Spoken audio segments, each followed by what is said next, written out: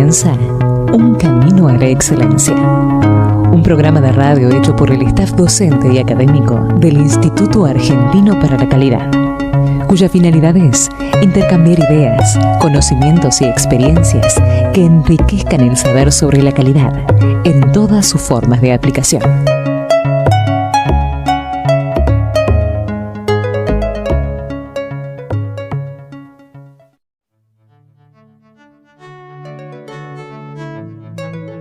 Auspician este programa Instituto Argentino para la Calidad, Escuela de Derecho Penal y Ciencias Forenses Aplicadas, Aldea Educativa, HLT Network, Ernst & Young, ILSI Argentina, Druida, Instituto Argentino del Envase, Coca-Cola Argentina, Cediat, Metrogas, Orígenes Seguros, Universidad y Salud, Universidad Siglo XXI. Buenas tardes, audiencia. Un nuevo programa de Un Camino a la Excelencia. Aquí estamos acompañados, como siempre, por Mariana Falú de Comacema. ¿Cómo estás, Mariana? Buenas tardes. Hola, Fernando. Buenas tardes. ¿Cómo estás? Bien, con internet medio mal, así que por ahí hay algunos cortes, ¿eh? Estamos con unos temitas de señal. Pero bueno, estamos cerrando el año, Mariana, cerrando el año del programa Un Camino a la Excelencia en su vamos a decirlo bien, 30ª temporada. ¿Qué te parece? ¿Sí? Wow. Consecutiva. Y recién hablábamos con nuestra invitada, que la tenemos ya en pantalla, Ana Cordero. ¿Cómo estás? Ana, gracias, bienvenida. Hola, buenas tardes, gracias por la invitación y felicitaciones por tantos años continuos. Un placer tenerte. Gracias. Sí, no, gracias a vos. Y bueno, Mariana, ¿por qué no nos presentás a la audiencia a Ana, por favor? ¿Cómo no? Es un lujo que tenemos a esta invitada hoy en nuestro programa. ¿Cómo no? Bueno, Ana es licenciada en Periodismo por la Universidad de El Salvador, es posgraduada en Comunicación Científica, Médica y Ambiental por la Universidad Pompeu Fabra de Barcelona, está especializada en Periodismo de Salud y cuenta con más de 20 años de experiencia en medios de comunicación y en departamentos de comunicación institucional. Desde hace 10 años es parte del staff de la Fundación Centro de Estudios Infectológicos, FUNCEI, como coordinadora de comunicación del grupo de trabajo de vacunas para adultos y del grupo de trabajo de medicina del viajero, y además del programa de capacitación continua a farmacéuticos y comunicación en farmacias, además de asesorar en materia de comunicación al doctor Estambuliano. Lo más importante bueno, muchas gracias. No, de todo, hija, de todo. No faltó nada, Ana. Así es Mariana. Mariana, si te presenta, te va a presentar como corresponde. Con todo. Bueno, todo. muchas gracias. Puedo ser más mala también. No, también, no, ahora no, te puede ser de mala. Pero realmente sé que nosotros tenemos un gran afecto por la Fundación, y en este caso, nuestro gran tema de hoy, quiero que sea vacunas, especialmente hoy que estamos disponiendo tanto sobre las vacunas, especialmente del coronavirus, pero creemos que hay mucha gente que todavía ignora algunos temas y tiene ciertos miedos o paradigmas. Me gustaría que con la charla contigo estos paradigmas se vayan diluyendo y vayamos conociendo lo que llamamos integridad científica, lo que llamamos realmente conocimiento científico, pero basado en evidencia. Y esto es un poquito lo que queríamos que nos cuente. Así que bueno, te escuchamos. Bueno, muchas gracias. Sí, desde la Fundación, el doctor Estambuliano, desde 1987, que se creó, siempre se dedicó a divulgar sobre vacunas y también a capacitar a profesionales de la salud y a la comunidad. Y dentro de las distintas actividades, también acciones a comunidad de distinta índole, siempre teniendo en cuenta que no alcanza con informar, porque en realidad a todos nos pasa que a veces conocemos ciertas medidas que son útiles para la salud, a todos nos pasa con la buena alimentación, con ponerse el cinturón de seguridad. No alcanza solo con conocer para adoptar comportamientos que no son beneficiosos. Entonces, va más allá de informar, hay que también tratar de conocer a las personas, poder ver qué sienten, qué piensan, cuáles son sus miedos. No alcanza solo con que sepan cuáles son las vacunas que necesitan, sino también ver el contexto en el que están, y aparte también considerar que una misma persona, incluso aunque se la aplique, puede igual tener miedo o una que no se la aplique, no puede no hacerlo por diferentes razones que pueden ser de contexto social, o sea, hay muchos factores involucrados. No se trata, pero bueno, en muchos casos sí, lo importante es informar, y también lo que mencionabas vos recién, esto de la infodemia, que hay tanta cantidad de información sobre distintos temas, también en este caso sobre vacunas, que a veces no se sabe distinguir cuál es la correcta y cuál no. Como hay bastantes desafíos. Nosotros por eso, bueno, hicimos este año un sitio web dedicado a vacunas para profesionales de la salud y para comunidad, para poder brindar información clara y también accesible.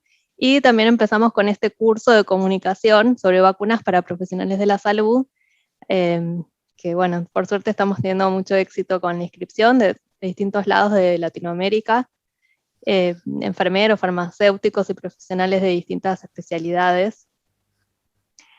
Y como lo que vos decías, poder aprovechar, en este momento tenemos bastantes desafíos.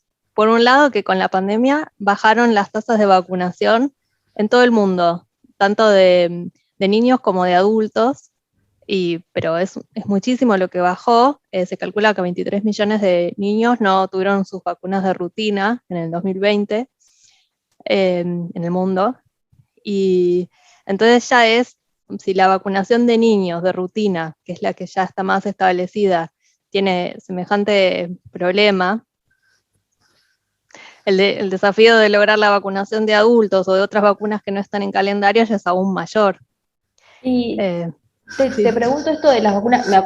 Me acuerdo que estaba antes de la pandemia, el fin de semana antes de la pandemia, yo estaba en Estambulián aplicándome la tercera dosis de una vacuna. Estaba lleno de gente. Sí. Y yo después pensaba, decía, esto no podemos estar más así llenos, uno al lado del otro. Claro. Era un sábado a la tarde, o sea, todos habíamos tenido la misma idea, era el día para ir a vacunarse, básicamente, pero mi pregunta era, ¿bajó por todo este exceso de información?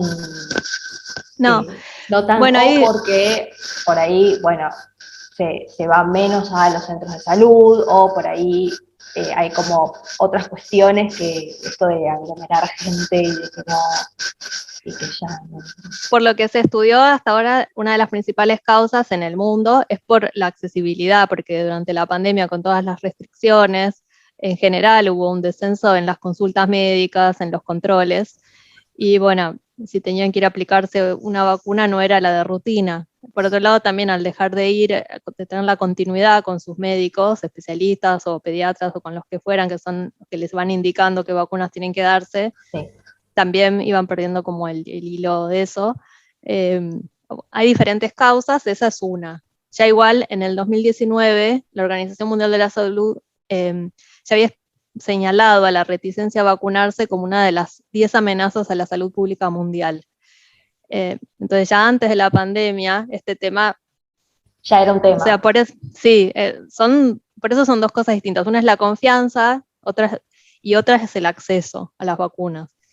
Y bueno, en la pandemia detonaron, también hay distintas problemáticas en cada región, en cada país, no es algo uniforme. No, incluso las problemáticas dentro de este país deben ser totalmente. Claro, en cada región, en cada provincia, en cada lugar, porque no todos tenemos acceso a lo mismo. Bueno, en fin, hay muchísimo, también el temor a salir. Así como hubo personas que no tomaron conciencia en ningún momento del riesgo del COVID, hubo otras que aún hoy tienen un miedo tan grande que no van a hacer ningún control ni salen de su hogar. Entonces hay distintas clases de obstáculos para llegar a que todos los controles de salud se normalicen, ¿no? Entre ellos la vacunación. Bueno. Y contanos un poquito cómo ve FUNSEI el tema de las vacunas para COVID-19 que se fueron desarrollando desde el año pasado, que algunas se fueron aprobando, inclusive con aprobaciones de emergencia, otras con aprobaciones ya más fundamentadas con los protocolos que se exigen. Pero ¿cómo fue ese proceso y cómo ustedes ven hoy día el estatus de las vacunas que se cuenta en el mundo para encarar el COVID-19? Bueno, eso es algo muy importante porque la población que tiene miedo, una de las razones por las que tienen miedo a aplicarse las vacunas contra el COVID es por esto que mencionabas, de lo que ellos perciben como un proceso demasiado rápido y que quizás algunas personas piensan que no se cumplieron todos los pasos o que se aceleraron o algo así. En realidad, no, se cumplieron todos los pasos de manera más rápida por distintas razones, porque se aprovecharon plataformas que ya habían sido desarrolladas, porque se aunaron todos los esfuerzos que normalmente no se logra hacer Bueno, una diversidad de razones llevaron a que se pudieran acelerar esos procesos, pero no es porque se salteó algún paso. Y la aprobación de emergencia no quiere decir que no es segura esa aprobación. No, es importante remarcar eso. Pregunto, en realidad lo pregunto más que nada de ignorante, ¿qué es la aprobación de emergencia? Porque yo pensándolo como espectadora, sin tener ideas, digo, como que le hicieron, en vez de pagaste el envío rápido, y en vez de llegarte en 72 horas, te llegan 24. Digo, sé que no es lo mismo, por supuesto, pero es como que hay algo ahí de raro, no de raro, pero pasa que uno no está en contacto con el proceso de aprobación de un medicamento, de una vacuna, no es algo con lo que uno esté familiarizado y que se hable todos los días de algo así. Entonces, ¿en qué consiste a ver si me pueden desasnar un poco, esta aprobación de emergencia? Sí. Me hiciste acordar con lo que dijiste, aunque no tiene que ver, pasa también con las variantes de preocupación. Viste las variantes que la OMS consideran como preocupantes dentro del SARS-CoV-2, del coronavirus, se consideran también de interés, preocupantes, y cuando dicen hay una nueva variante preocupante o de preocupación, la misma palabra lleva a que resulte preocupante. En realidad es que cumple ciertos parámetros para que se tenga que tener mayores recaudos ante esas variantes. La palabra preocupación quizás tendría que ser otra, pero es la que se usa en ese ámbito y se traslada a la gente. También pasa a veces con los alertas epidemiológicos, que las alertas epidemiológicas se llaman así, pero por ahí es difícil cuando uno está, a mí también me pasa, cuando estoy en el ámbito, en un ámbito, poder trasladarlo a comunidad sin pudiendo pensar esto, que para la persona que le está leyendo, la palabra alerta epidemiológica le resulta ambulancia, sirenas, ¿no? Alerta.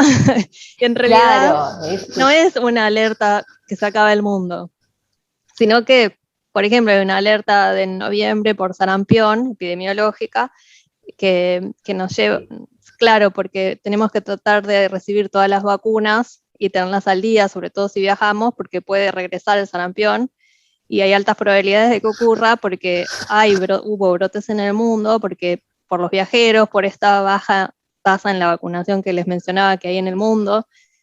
Bueno, por muchas razones, entonces hay una alerta epidemiológica. Estemos alerta, vigilemos esta enfermedad, demos las vacunas. Prestemos atención, no nos volvamos paranoicos, pero prestemos atención. Claro, bueno, sí. En realidad se cumplen los mismos pasos para, no quisiera asegurar algo de manera tajante porque en este momento no lo recuerdo, pero se cumplen los mismos pasos para llegar a la aprobación de una vacuna de emergencia. Se deben cumplir algunos más en relación a la prueba de efectividad de eficacia una vez que se le da a la población. O sea, las fases de aprobación de una vacuna son la preclínica, después la primera, la segunda, la tercera.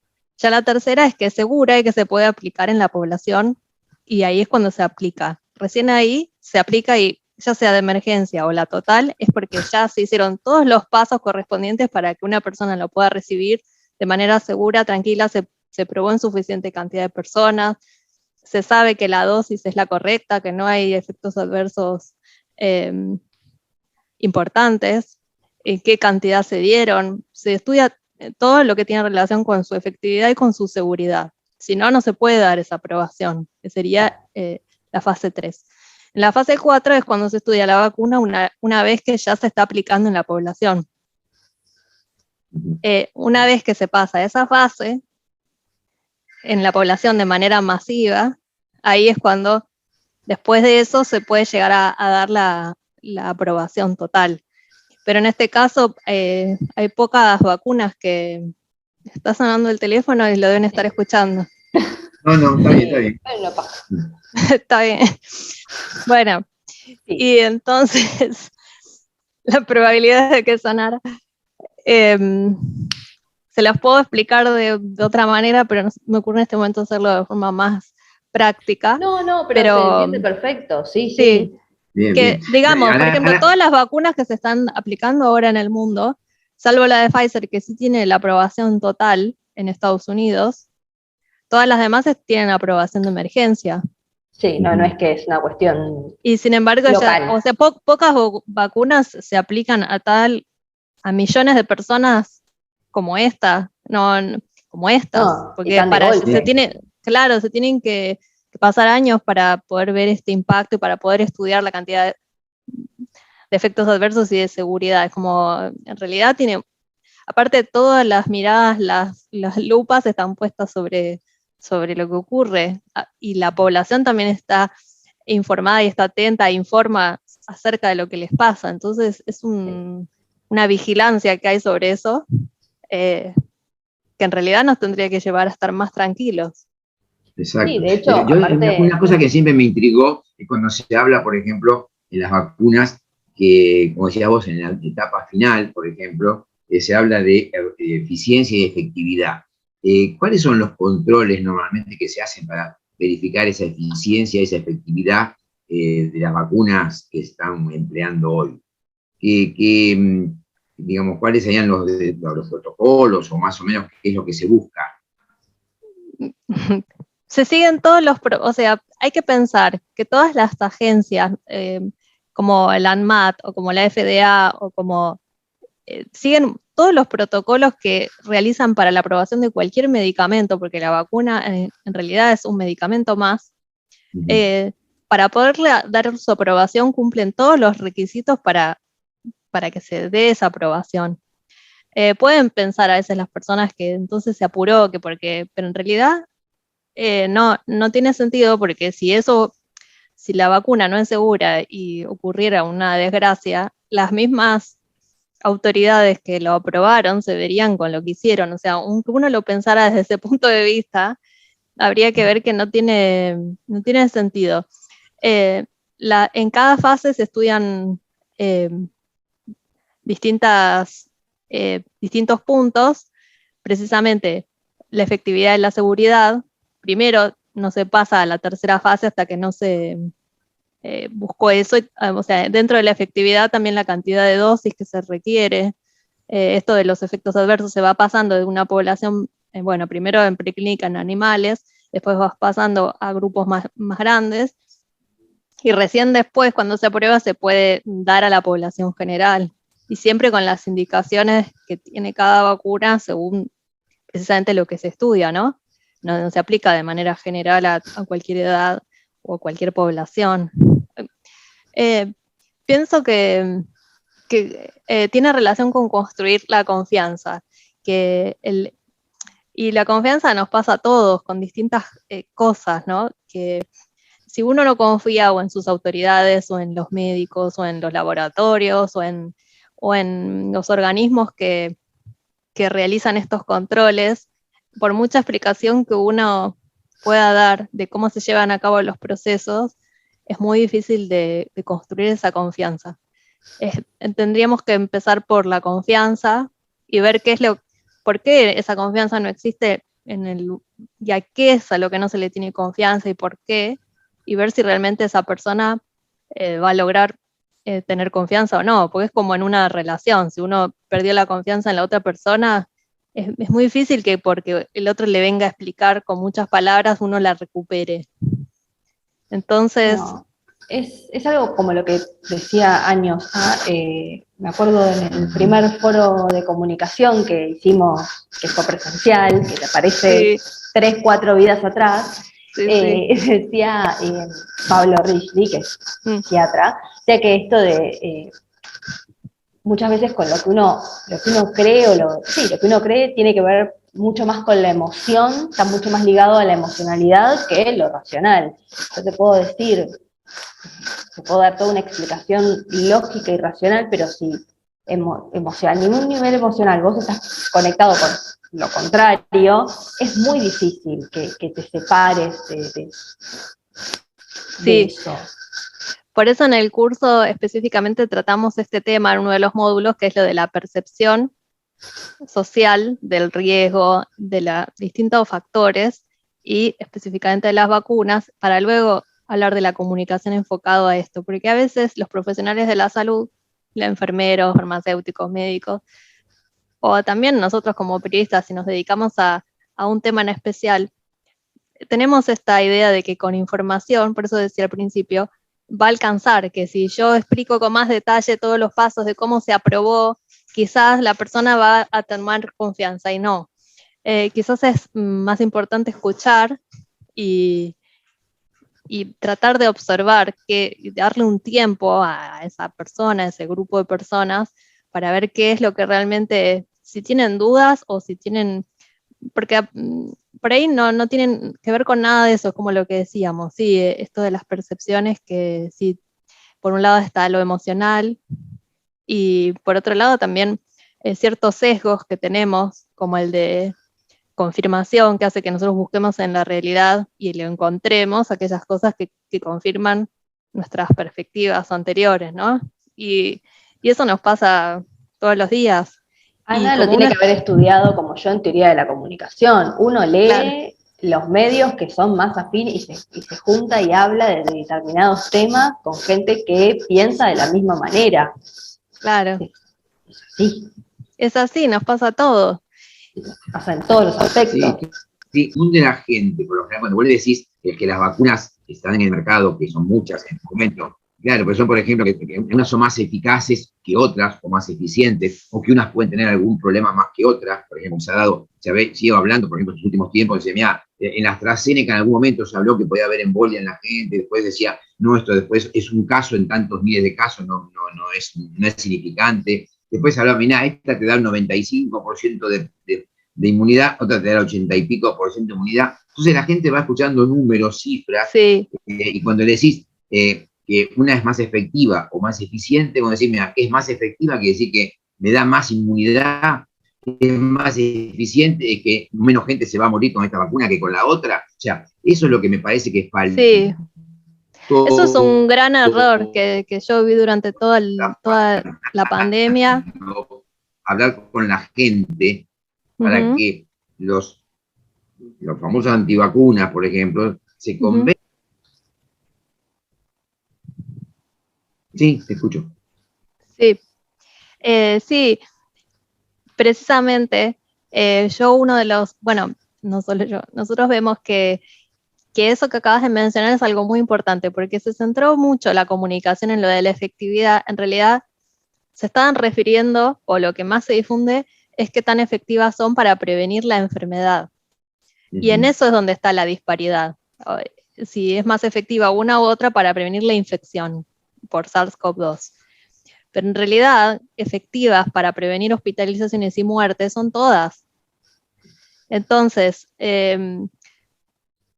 sí, en algunos grupos puede ser más efectiva una que otra, pero si pensamos, no todas las vacunas que nos aplicamos, las otras que son de rutina, tienen esta efectividad. No, cada vacuna tiene una efectividad distinta, para otras enfermedades me quiero referir. Por eso para algunas se requiere un refuerzo cada 10 años, o simplemente no estaban puestos todos los ojos sobre las otras vacunas o sobre cualquier otro medicamento. Es como si nos pusiéramos a decir los anticonceptivos orales, que lo toman no sé qué cantidad de personas en el mundo, todos los efectos adversos que provocan y en cuánta gente, y todos se pusieran eso, estaría el mundo lleno de chicos, pero aparte no, claro, sí, porque... es cierto. Sí. estadísticamente hablando, me acuerdo de que se hablaba de los anticonceptivos y casi todos tienen entre un 10 y un 13% de posibilidades de que no funcionen. O sea, sea el No, método que quiera, el oral, el inyectado, el hormonal, métodos físicos, métodos químicos, y todos tienen un porcentaje de error. Todo lo que podemos obtener, como en el agua, como en la vacuna, como lo que queramos. O sea que siempre va a haber sí. la parte positiva y la parte negativa. No, en relación, por ejemplo, a lo que decías de los, les llamaste de las embolias, sí, los problemas que puede haber, los casos son muchísimo menores que con otras tratamientos o que con ciertos fármacos o que con otras cosas más habituales. Por decir algo, las personas que toman más alcohol del que tienen que tomar, o que son sedentarias, o que tienen muchísimo más riesgo de enfermar que por tanto temor que o sea, no, Sí, no no. se dan cuenta, no perciben o no se percibe, no sé cómo explicarlo, sí, es esto, es la percepción del riesgo o beneficio que trae algo. Y en general, si no podemos distinguir el real riesgo por ejemplo, de una enfermedad, puede ocurrir con enfermedades que ya no vemos. Les pasa mucho en Europa, y por eso hay más antivacunas, porque son tan efectivas las vacunas que entonces hay enfermedades que no las ven y hay generaciones que ni saben qué es lo que están previniendo. Entonces, no se las dan porque no perciben el riesgo de tener esa enfermedad. En cambio, el que la vivió porque conoció a un chico con sarampión, ahora, por ejemplo, o con polio, o con cosas así, si no la puede ocurrir dentro de 50 años, o no sé, cuando alguien mencione, ¿se acuerdan de la pandemia de coronavirus? Y en ese tiempo ya ni exista eso, y la gente diga, ¿para qué sirve vacunarse? Al perder la percepción del riesgo, también nos cuesta entender el beneficio de hacer algo. Y como lo que decía Mariana, las emociones, el contexto, un montón, las ideologías, los sesgos de lo que queremos buscar influyen un montón en lo que logramos entender de lo que vemos. Sí, pero igual yo veo que nos tendríamos que haber enfocado todos más, y todavía tenemos la oportunidad de hacerlo, en que las vacunas lo que previenen es las hospitalizaciones por complicaciones de esas enfermedades y muertes. Y también contagiar a otros que sí tienen factores de riesgo y que se van a complicar más, o quienes tenemos algún inmunocompromiso, es decir, las defensas debilitadas por alguna razón. No solo se requiere tener enfermedades, tener cáncer o VIH, a veces personas que tienen tratamiento con corticoides durante mucho tiempo también pueden tener las defensas debilitadas, y entonces están más propensas a adquirir enfermedades como la COVID. Como incorporar que la vacunación no es solo para cuidarnos a nosotros, que es muy importante, sino también para no transmitir las enfermedades, sí. Pero sí, es muy difícil. Yo, aunque me dedico a esto, conozco personas que no se quieren vacunar con esta o con otras. Y bueno, cada uno tiene sus razones, hay que comprenderlo. Tengo una pregunta, porque esto que uno ha leído y he leído personalmente, particularmente con la vacuna contra el COVID, porque bueno, es la que está ahora en el ojo de la tormenta, muchas cosas, desde el chip que nos iba a poner Bill Gates para seguirnos, que yo, a todo es comentario al margen, Bill Gates no necesita invertir en ningún chip porque tenemos los teléfonos, las computadoras, todo con micrófonos, con cámaras, nos escucha. Si vamos a ponernos paranoicos, ya se nos pasó el tren como 3 veces con la paranoia de esa. Después, una que leí que era muy graciosa, era que, creo que era un audio de WhatsApp que había circulado, pero creo que era por Bolivia, que si uno se vacunaba contra el coronavirus, te transformabas, no estoy mintiendo, te transformabas en hombre lobo. Obviamente mujer lobo, ¿no?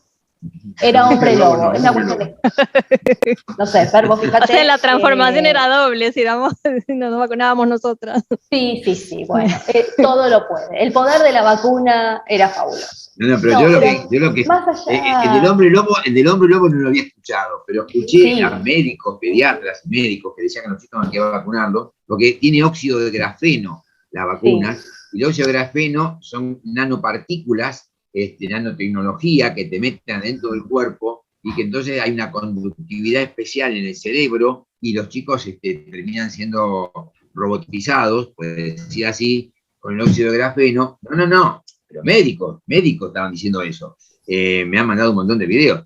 No sé si es la campaña de las antivacunas, que también lo asocian las vacunas, a todas las vacunas, no solo al COVID, la asocian al tema de autismo en los chicos, la asocian, por ejemplo, las vacunas en temas que tienen que ver con algunos otros problemas neuronales, en fin, o sea, hay muchas historias atrás de la explicación de por qué no vacunarse. Ahora, decime de todas esas, ¿qué se ha hecho en cuanto a la ciencia, a explicarle a la gente de que el óxido de grafeno, si hay algunos casos de autismo, cuántos son, para que explique, mirá, estos son números científicos, otro tema, porque son muchos argumentos antivacunas. ¿O qué nos contarías, Ana, con este tema? ¿O qué se dice a la gente que viene con esos argumentos? Bueno, tocaste como 4 temas en uno.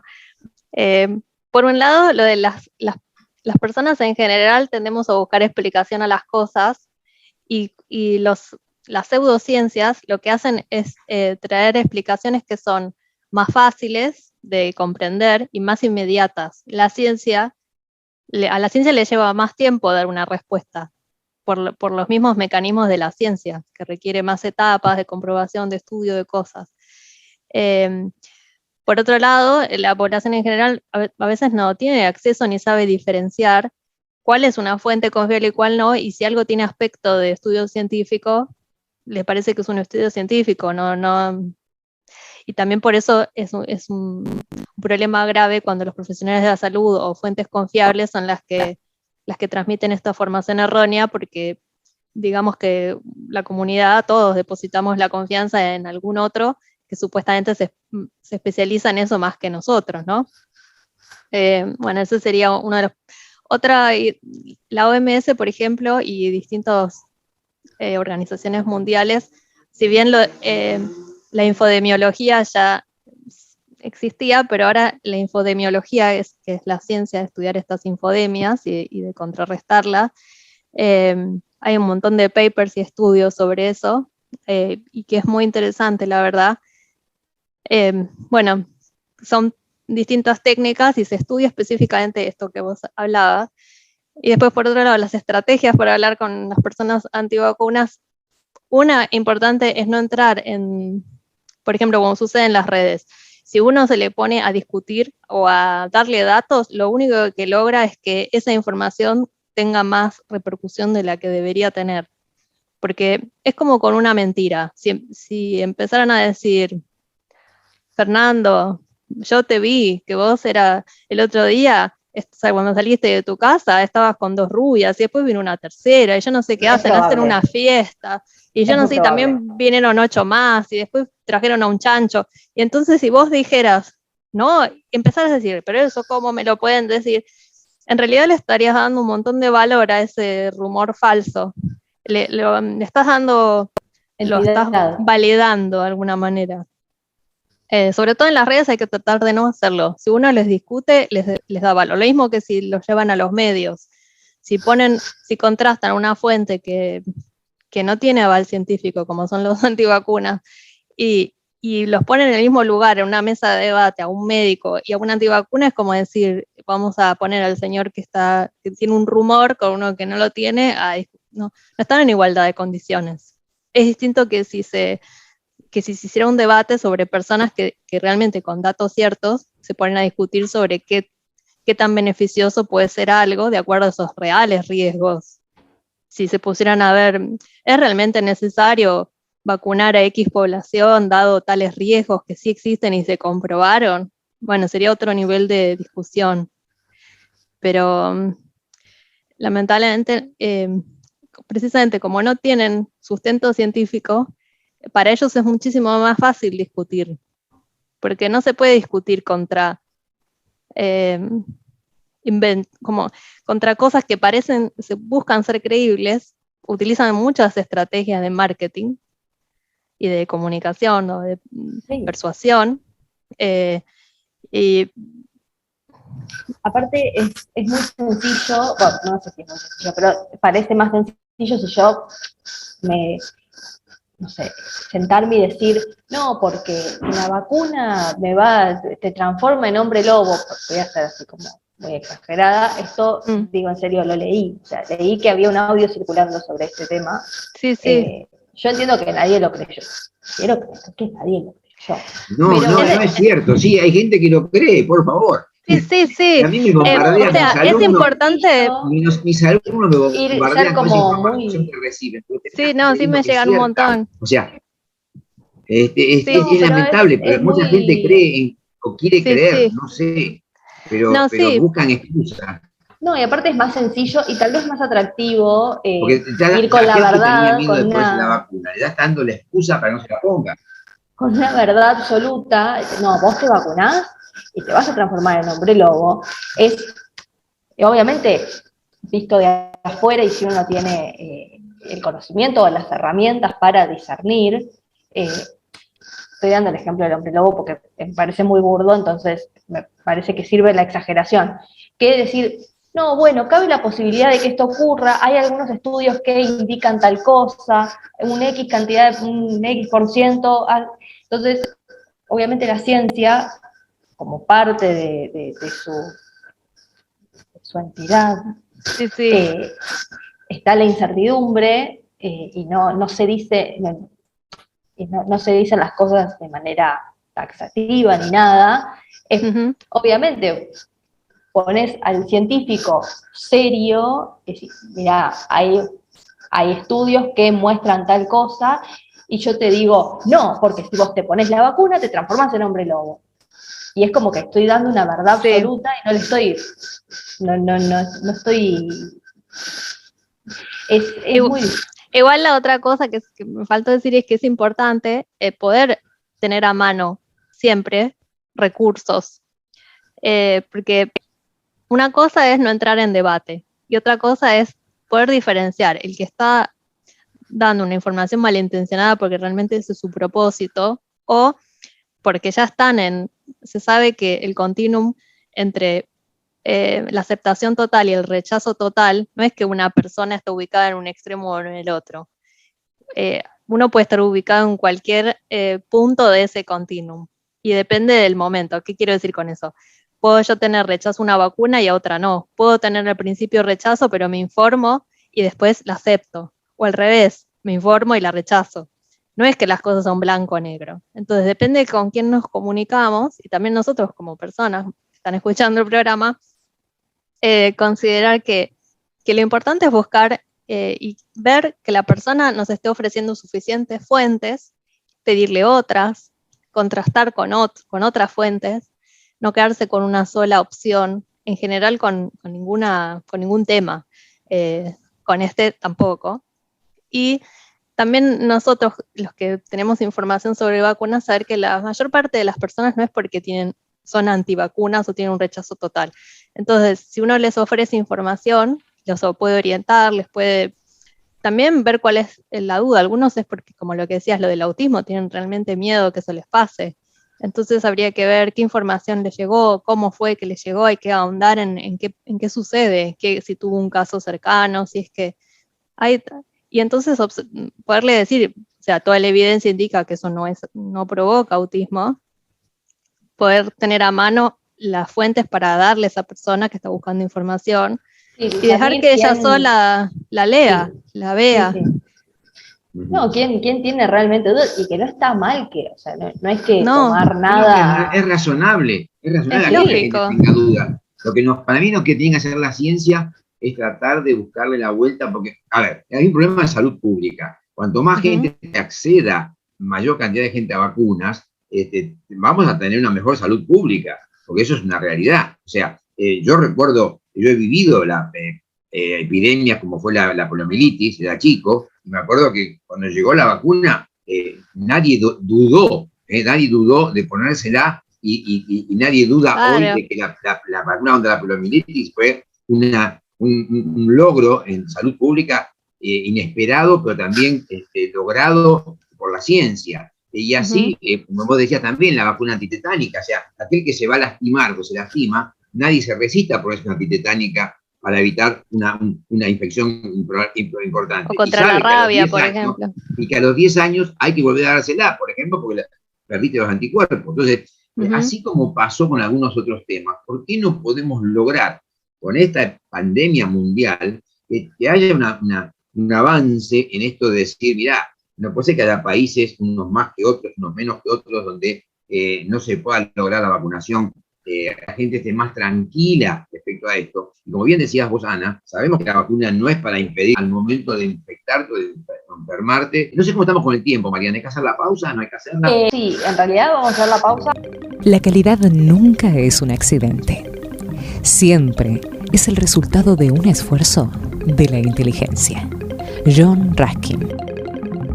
¿Sabés lo que tenés que saber? ¿La cafeína es un psicotrópico o un estupefaciente? Un psicotrópico es toda sustancia natural o sintética capaz de influenciar las funciones psíquicas por su acción sobre el sistema nervioso central. Las funciones psíquicas son la atención, la percepción, la memoria, el pensamiento, el lenguaje, el afecto y la inteligencia, entre otras. Mientras que un estupefaciente tiene la característica de ser una sustancia psicotrópica, pero de carácter o copotencial altamente adictivo, que provoca pasmo, estupor o asombro. El estupor es la falta de función cognitiva crítica y de la alteración del nivel de conciencia por disminución o paralización de las funciones cerebrales. Los trastornos asociados al nivel de conciencia son la somnolencia, el estupor o el coma, y los trastornos asociados al contenido de la conciencia son la confusión y las alucinaciones. La confusión es la falta de claridad en el pensamiento con falta de atención, pero que puede llegar a un estado agudo como es el delirio. Muchos alcaloides naturales son reconocidos estupefacientes, como la morfina o la cocaína. También podemos encontrar estupefacientes semisintéticos o drogas de diseño, como las anfetaminas, el fentanilo o el 2CB. Pero existe un grupo interesante de alcaloides denominados xantinas, que han sido muy estudiados por los toxicólogos y que se encuentran en el café, el té, el mate, la nuez de cola, el guaraná y el cacao. Y estos alcaloides son la cafeína, la teobromina y la teofilina. Todas las xantinas son estimulantes del sistema nervioso central y se consideran psicotrópicas, no estupefacientes. El cacao contiene principalmente teobromina al 1,5%. En el té encontramos la teofilina junto con la cafeína, alcanzando el 2,5%. El mate contiene 1,5% de cafeína. El café, el 1,5% de cafeína. La nuez de cola contiene 1,5% en cafeína y teobromina. Y el guaraná es la bebida que más cafeína contiene, alcanzando el 5%. Las xantinas estimulan las funciones psíquicas, disminuyen el esfuerzo intelectual, mejoran la asociación de ideas y la atención. Son estimulantes cardíacos, aumento de fuerza y frecuencia, y estimulantes respiratorios. Son diuréticos e irritantes de la mucosa gástrica. Aumentan la capacidad funcional muscular y alivian la fatiga. Si bien las bebidas con teofilina y teobromina nunca fueron criticadas por los líderes de opinión, la cafeína, por el contrario, siempre ha sido una mala palabra. Así el té siempre se lo vio como una bebida saludable y al café como un veneno. El café se originó en África alrededor del 575 a.C., donde los granos se utilizaban como dinero y se consumían como alimento. Llegó a Europa alrededor del año 1600, gracias a los mercaderes venecianos. Luego cruzó el Atlántico y en 1689, con la apertura del primer establecimiento en Boston, la bebida ganó popularidad y obtuvo el rango de bebida nacional. Después, obviamente, de que los rebeldes lanzaran al mar el té sobretasado por la corona británica durante el famoso motín del té en Boston. Los primeros refrescos con cafeína del mundo fueron creados en 1880 y sin lugar a dudas el más famoso fue la Coca-Cola, creada en 1886 en Estados Unidos. Cabe destacar que los mitos sobre el daño que puede producir la cafeína del café se remontan a más de 400 años de historia. Ya en el siglo XVII era una moda tomar café en Europa. Por aquel entonces comenzaba la discusión si el té era más saludable que tomar café. El té, bebida milenaria, y el café, una bebida negra y oscura recientemente introducida en Europa. Así fue que uno de los músicos más famosos de todos los tiempos, Johann Sebastian Bach, compuso la cantata del café en 1732, tomando partido de lo malo que era tomar café, ya que el texto de la obra era sobre una riña entre el padre y la hija porque ésta no podía dejar de tomar café. Años más tarde, Gustavo III, rey de Suecia, que también estaba convencido que el café era un veneno y el té era muy beneficioso para la salud, diseñó un experimento científico para demostrarlo.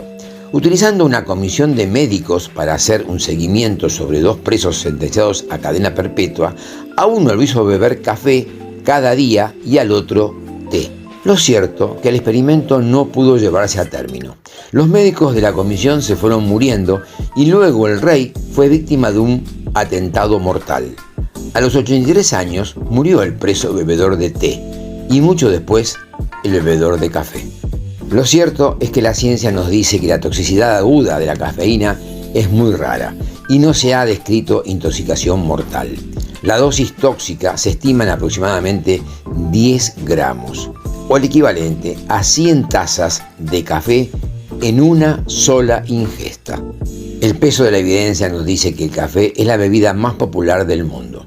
1 de cada 3 personas toma al menos 2 tazas de café al día, y esto equivale a 4.000 millones de porciones diarias de café. Si realmente la cafeína causara algún daño, tanto la epidemiología o la toxicología ya lo hubiesen detectado. Y respecto a su acción en el cerebro y como estimulante psicotrópico, tiene que ver con los receptores de la adenosina. La adenosina tiene como función iniciar una serie de reacciones bioquímicas que provocan la ralentización de las funciones neuronales, provocando en consecuencia el sueño. Lo que hace la cafeína es actuar como un antagonista del receptor de adenosina. Es decir, la cafeína bloquea que la adenosina se una a sus receptores cerebrales, ya que ambas moléculas tienen una estructura química suficientemente similar para engañar a estos receptores cerebrales, consiguiendo bloquearlos en lugar de activarlos. Así pues, la cafeína apagaría los receptores, los mismos que serían activados por la adenosina. Numerosos estudios científicos revelaron el hecho que las conexiones cerebrales se organizan de una manera cuando se ingiere cafeína y de otra cuando no se la ingiere. Es por ello que cuando nos levantamos por la mañana, una bebida estimulante como mate, té o café facilita las conexiones sinápticas que en conjunto constituye una actividad cerebral con una fluida comunicación interneuronal. Por otro lado, la cafeína provoca una oleada de energía y felicidad. En algunas neuronas, los receptores de adenosina están vinculados a los receptores de dopamina, un mensajero cerebral que promueve las sensaciones de placer. Así pues, cuando la cafeína afecta a alguna de estas neuronas, produce el bloqueo de los receptores de la adenosina y activa los de la dopamina de forma indirecta. La ciencia también nos dice que hay personas que no deberían excederse en el consumo de bebidas con cafeína o evitarlas totalmente, como es el caso de personas con insomnio, ansiedad o depresión, aquellos que puedan padecer taquicardia o alta presión sanguínea. Tampoco se recomienda en mujeres embarazadas o intentando quedar embarazadas. Sin embargo, numerosos estudios científicos confirman la mayor longevidad asociada al consumo de café. Los beneficios de la ingesta están especialmente presentes en las personas adultas mayores. Y estos beneficios no se explican solo por la cafeína, ya que el café es una mezcla compleja de sustancias y entre ellas muchas tienen propiedades antioxidantes y antiinflamatorias, y parece lógico pensar que actúen en sinergia. El café contiene antioxidantes como los polifenoles y propiedades estimulantes por la cafeína, siendo una bebida matutina robusta que puede agregar años a su vida, otorgando un mayor enfoque mental y una mejor salud cardiovascular. Los resultados más beneficiosos se observan en personas que hacen algo más que tomar café. Practican ejercicio regular y consumen una dieta balanceada e nutritiva. La ciencia ofrece una gran noticia para los entusiastas del café. Parece que el café es un amigo, no un enemigo. No hacen falta personas excelentes. Hacen falta personas comunes que hagan las cosas de manera excelente. Continuamos con Un Camino a la Excelencia.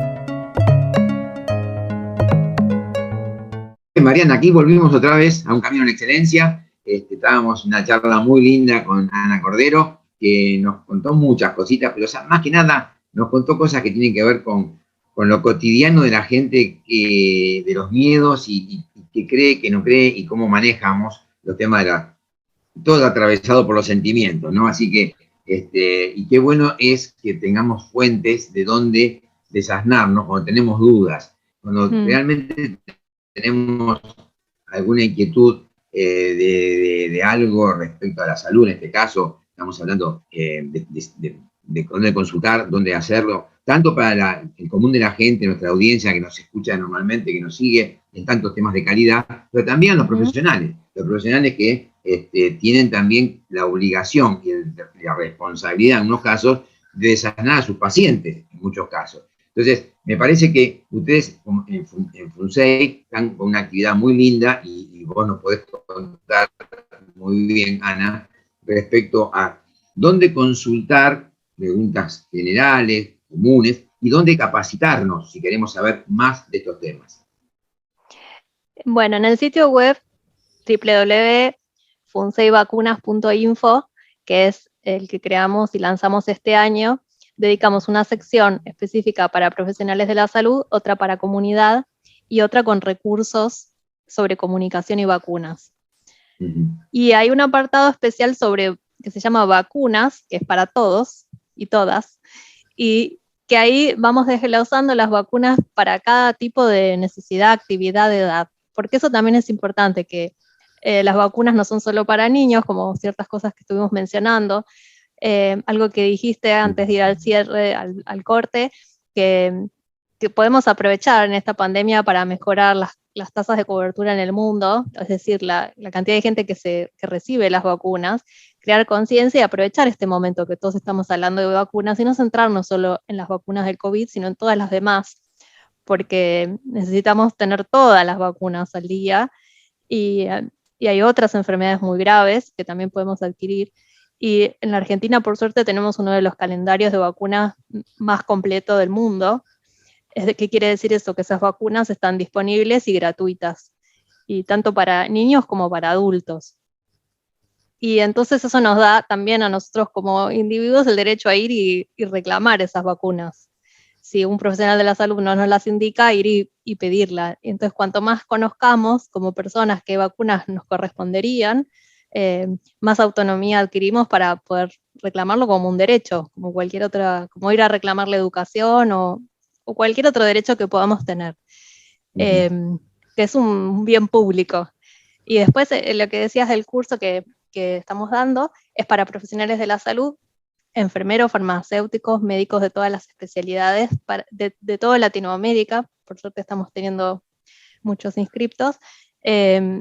Y es e-learning, es decir, es una plataforma online que va a estar disponible hasta marzo, para que cada uno lo haga a su ritmo y sin plazos. Hasta marzo lo pueden hacer en cualquier momento. Son 4 módulos. En el primero hablamos de estas cosas que estuvimos viendo, de la percepción social de las vacunas, la percepción del riesgo y cómo comunicar ante ello. En el segundo se ve los movimientos antivacunas. En el tercero vemos lo de la infodemia, la fake news, la desinformación y la infodemiología. Y en el último, de forma integradora, las distintas herramientas para comunicar. Y lo que vos decías, sí, que a veces los profesionales de la salud tampoco tienen tiempo en la consulta, también, imaginemos un farmacéutico en el mostrador de farmacia, o el enfermero con todos los problemas que tiene, además de todo lo que les pasa, comunicar sobre otro tema, también es bueno pensar en poder proporcionarles distintos recursos, así online, pero también para que ellos tengan, para que en sus consultorios, en los hospitales, en los sanatorios, facilitar, tratar de idear juntos herramientas que nos sirvan. Y por eso es bueno que los ciudadanos, las personas participen y que propongan también ideas de qué manera les podría servir. Por ejemplo, cuando los médicos lo tienen ya incorporado entre las consultas a hacer cuando la persona llega, así como le dice, usted hizo su análisis de sangre, bueno, también dice, usted tiene sus vacunas al día, si es una pregunta de rutina, es más fácil de poder seguir a la persona. Pero bueno, hay muchas estrategias para conocer y participan desde España, de la Fundación de Ciencia y Tecnología de España, dándonos las estrategias en relación a la desinformación. Participa la Fundación Bungiborn, hablando del índice que ellos realizan acerca de la confianza y acceso a las vacunas en Argentina. Participa otra especialista en riesgo, bueno, el doctor Stambulian también. Y bueno, cada bloque tiene algunos son videitos, otros son, ¿cómo se llama? Audios, tienen cosas para leer. La idea es que sea dinámico, también teniendo en cuenta que los profesionales de salud ya tienen suficiente estrés todos los días como para... Pero sí, como que tengan interés en comunicar, que puedan tomarle el gustito, como lo que hacen ustedes acá en el programa, que es descubrir el gusto que da comunicar. De por sí ya comunican, en cada consulta es una comunicación, o en cada interacción con la gente, pero son herramientas que les sirven para todo. Excelente. Bueno, Ana, entonces repitamos, la página es www.funseivacunas.info. funseivacunas.info. ¿Funsei.vacunas o Funsei Vacunas todo seguido? Funsei Vacunas todo seguido. .info. Bueno, igual lo vamos a poner ahora, cuando editemos el programa, vamos a ponerlo sí, yo les mando cosas. Bueno. Si sos tan amable, mandanos bien, así lo incorporamos al programa. Sí, y les puedo crear también los usuarios para que lo puedan hacer. Sí, genial, dale. O sea que sería el tiempo que uno quiere, o sea, comienza cuando uno quiere comenzar y terminaría en marzo. O sea, hasta marzo. No, termina cuando uno quiere. Lo único que los módulos, como ahora seguimos grabando, ¿no? Pero los módulos son uno por... van subiéndose de manera periódica, van cargándose.